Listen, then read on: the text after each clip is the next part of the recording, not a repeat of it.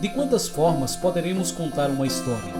De quantas formas poderiam as histórias se entrecruzar? A história que pretendemos traçar aqui é a da revista Estudos Universitários, que tanto se intersecciona com a história da própria Universidade Federal de Pernambuco.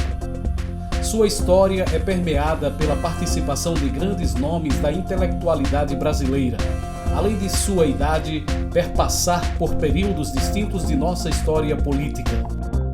Sempre que nós falamos, né, da extensão universitária, da revista Estudos Universitários ou da Rádio Universidade, nós sempre estamos nos referindo a Paulo Freire.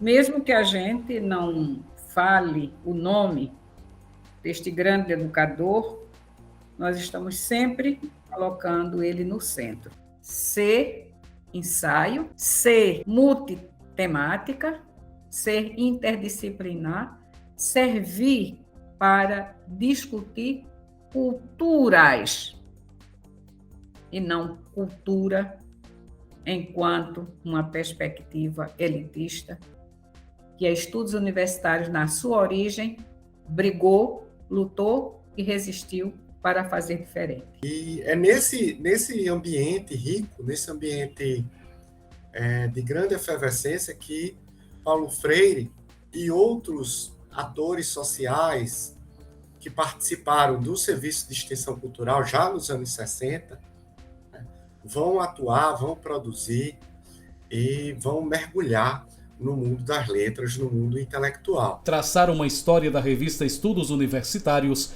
é traçar também a história da implementação da extensão universitária na até então Universidade do Recife. O responsável por este movimento foi ninguém menos que o professor Paulo Freire, que esteve à frente da coordenação da Secretaria de Extensão e Cultura a partir do início da década de 1960. Porém, não estava evidente o que se formava naquela década. A revista, tal como a própria Secretaria de Extensão Universitária, iriam se ver sob os ataques proporcionados pela implementação do regime militar no Brasil em 1964.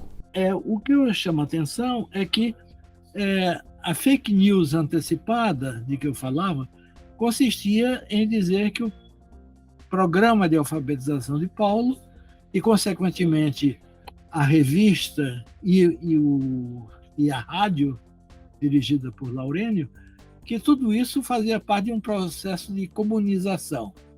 E, portanto, o grande pró-comunista da época seria o próprio João Alfredo. Dá para achar graça agora, não é? Mas em 64 isso justificava o massacre que os membros do SEC tiveram, tanto Paulo, quanto Laurênio, quanto Gastão de Holanda, o dramaturgo, quanto eu, não sei quantas mais pessoas fizeram parte dessa limpeza na universidade, realizada já em abril de 64. A grande lição de Paulo Freire, né? Sim. A leitura do mundo precede a leitura da palavra. Então, se eu sei ler esse mundo, né? Ler o mundo de uma maneira plural, eu vou entender essa plurivocidade da linguagem, né? E ali é uma revista onde você tem toda a universidade, né? Então, assim, eu vou abrir e vou ler de um autor de medicina, um autor de física, um autor de educação, um autor das artes visuais, um autor de cinema, um autor da economia. É uma história que se mistura com a história política da universidade, do próprio conhecimento produzido na universidade, tem a ver com a figura de Paulo Freire, de Luiz Costa Lima, pessoas que foram muito importantes, César Leal, Zé Rodrigues Paiva, gente que deixou uma marca, né, na história da universidade.